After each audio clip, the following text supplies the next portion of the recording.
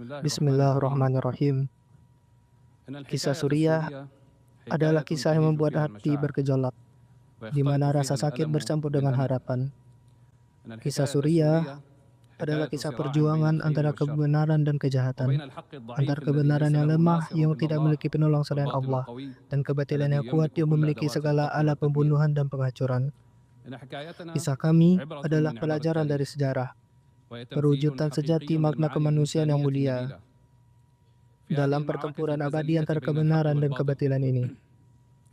Kisah Suriah dinarasikan untuk menceritakan babak baru perjuangan ini, babak yang cemerlang, agung, penuh konfrontasi, ketekunan, kesabaran, penderitaan, rasa sakit, pengorbanan, penebusan, serta berpegang teguh pada nilai-nilai luhur dan tradisi yang baik, persiapan serius dan kerja keras, kemudian berserah diri kepada Allah. Semua itu merupakan perangkat untuk membantu kebenaran melawan kebatilan.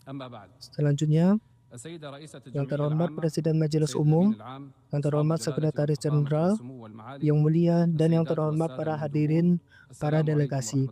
Assalamualaikum warahmatullahi wabarakatuh. Saya datang kepada Anda dari Damaskus, ibu kota sejarah dan tempat lahirnya peradaban. Negeri indah yang mengajarkan dunia makna peradaban dan nilai koeksistensi damai, menjadikannya mercusuar yang dicontoh dunia. Namun selama 60 tahun, Suriah jatuh di bawah kekuasaan rezim zalim yang kejam yang mengabaikan nilai tanah yang diperintahnya dan menindas rakyat ramah dan cinta damai. Rakyat kami telah bersabar bertahun-tahun atas ketidakadilan, penindasan, dan perampasan.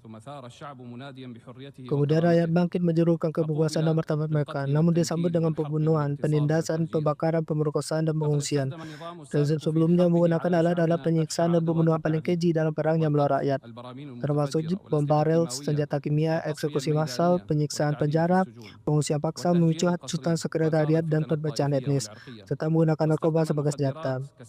Rezim sebelumnya merebut negara kami dari ujung ke ujung, menghancurkan kota-kota bersejarah, menggunakan pasukan asing, milisi, dan geng dari berbagai penjuru dunia, serta menyandera negeri kami yang indah. Rezim sebelumnya telah membunuh sekitar 1 juta orang, menyiksa ratusan ribu, mengungsikan ke sekitar 14 juta orang, dan menghancurkan hampir 2 juta rumah di atas kepala penduduk penghuninya. Hadirin sekalian, rakyat yang lemah telah menjadi sasaran senjata kimia dalam lebih dari 200 serangan yang didokumentasikan. Anak-anak, wanita, dan pemuda kami menghirup gas beracun. Rezim sebelumnya melakukan semua itu untuk membungkam suara kebenaran. Di tengah semua kejahatan ini, ia mengakhiri semua bahasa politik untuk perdamaian, meskipun banyak yang telah kami tawarkan kepadanya. Maka tidak ada pilihan lain bagi rakyat selain mengatur barisan dan bersiap untuk konfrontasi bersejarah besar dalam operasi militer. Operasi militer kilat yang menggulingkan kejahatan yang bertahan 60 tahun berserta pendukungnya. Operasi militer yang diliputi rahmat dan kebaikan, mengedepankan ampunan dan toleransi. Pertempuran yang tidak menyebabkan pengungsian atau pembunuhan warga sipil. Ia dimahkotai dengan kemenangan tanpa belasan dan permusuhan, dan di dalamnya rakyat mendapatkan kembali hak mereka, serta menang atas kezaliman. Ya, kami telah menang dalam pertempuran demi mereka yang tertindas, disiksa, dan dipaksa mengungsi. Kami menang demi para ibu-ibu, para syuhada, dan mereka yang hilang. Kami menang untuk semua Anda, wahai dunia. Menang demi masa depan anak kami dan anak Anda. Buka jalan bagi pengambilan pengungsi ke kampung halaman mereka. Kami menghancurkan perdagangan narkoba yang dipindahkan dari negara kami ke negara Anda pada masa rezim sebelumnya. Dengan kemenangan ini, Suriah beralih dari negara pembuat krisis menjadi peluang bersejarah untuk mencapai stabilitas, perdamaian, dan kemakmuran bagi Suriah dan seluruh kawasan. Hadirin sekalian, pencapaian unik Suriah dan solidaritas rakyat mendorong pihak-pihak tertentu untuk memicu sentimen sekretarian dan pertempuran internal dalam upaya memecah dan merubah negara kami. Namun, rakyat Suriah memiliki kesadaran yang mencegah terulangan bencana dan kembalinya Suriah ke titik awal. Maka negara sudah membentuk komite pencari fakta dan memberikan izin kepada PBB untuk melakukan penyelidikan. Komite mencapai hasil yang konsisten dengan transparansi yang tidak biasa di Suriah. Saya berjanji akan membawa setiap orang yang tangannya berlumuran darah orang tak bersalah ke pengadilan. Dalam konteks yang sama, ancaman Israel terhadap negara kami belum mereda sejak 8 Desember hingga hari ini.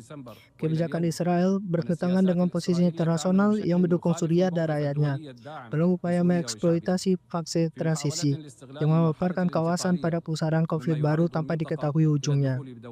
Menghadapi hal ini, Suriah menggunakan dialog dan diplomasi untuk mengatasi krisis dan berjanji mematuhi perjanjian pemisahan kekuatan tahun 1974. Kami menyerukan masyarakat internasional untuk berdiri di sisi kami dalam menghadapi bahaya ini serta menghormati kedaulatan dan kesatuan wilayah Suriah. Hadirin sekalian, sejak jatuhnya rezim sebelumnya, kami telah menetapkan kebijakan yang jelas tujuannya, yang didasarkan pada pilar-pilar berikut: diplomasi yang seimbang, stabilitas keamanan, dan pembangunan ekonomi. Kami telah berupaya mengisi kekosongan kekuasaan, menyerukan dialog nasional yang komprehensif, dan mengumumkan pemerintahan yang kompeten. Kami memperkuat prinsip partisipasi, membentuk komisi nasional untuk keadilan transisi dan komisi lain untuk orang hilang demi keadilan bagi mereka yang dizalimi. Dan sekarang kami melanjutkan pemilihan perwakilan rakyat di Dewan Legislatif, menyusun kembali struktur lembaga sipil dan militer melalui pemburuan semua formasi sebelumnya di bawah prinsip membatasi senjata di tangan negara. Dengan kegiatan diplomatik yang intensif, Suriah memulihkan hubungan internasional dan menjalin kemitraan regional dan global. Kami menyerukan pencabutan sebagian besar sanksi secara bertahap dan menuntut pencabutan sepenuhnya agar sanksi tidak menjadi alat untuk membatasi kebebasan rakyat Suriah lagi. Undang-undang investasi telah diubah, dan perusahaan regional serta internasional besar mulai memasuki pasar Suriah dan berkontribusi melalui investasi dalam rekonstruksi. Suriah hari ini sedang membangun kembali dirinya melalui pembentukan negara baru, dengan membangun institusi dan hukum pengatur yang menjamin hak-hak semua orang tanpa kecuali. Suriah adalah negara peradaban dan budaya bersejarah. Pantas menjadi negara hukum yang melindungi semua orang, menjaga hak-hak, menjamin kebebasan di bawah kehidupan berkembang, dan halaman masa lalu yang menyedihkan dilipat untuk mengembalikan kejayaan, kemuliaan, dan martabat Suriah. Melengkapi kisah Suriah, saya menyatakan hari ini di depan Anda, kebenaran atas kebatilan. Kebenaran telah datang dan kebatilan telah lenyap. Sesungguhnya kebatilan itu pasti lenyap. Dan inilah Suriah hari ini ketika kembali ke posisinya layak di antara bangsa-bangsa di dunia. Deklarasi ini menggema kehendak rakyat yang agung, telah menempa kejayaan sepanjang masa, dan selalu bangkit dari reruntuhan demi memulihkan hak, kebebasan, dan martabatnya. Atas nama rakyat Suriah, saya menyampaikan terima kasih dan penghargaan kepada semua yang mendukung perjuangan rakyat Suriah dan membantunya dalam tragedi serta menyambut di negara mereka. Semua negara dan bangsa dunia gembira dengan kemenangan kehendak rakyat Suriah dan berdiri di sisinya hari ini dalam perjalanan perdamaian dan kemakmuran. Saya secara khusus berterima kasih kepada Turki, Qatar, Kerajaan Arab Saudi, semua negara Arab dan di Islam, Amerika Serikat, dan Uni Eropa. Sebelum mengakhiri, saya ingin menekankan bahwa rasa sakit yang dialami Suriah tidak kami inginkan terjadi pada siapapun. Kami adalah salah satu bangsa yang paling merasakan besarnya penderitaan perang dan kehancuran. Oleh karena itu, kami mendukung rakyat Gaza, anak-anak, wanita, dan bangsa-bangsa lain yang menjadi sasaran pelanggaran dan agresi. Kami menyerukan perhentian perang saudara.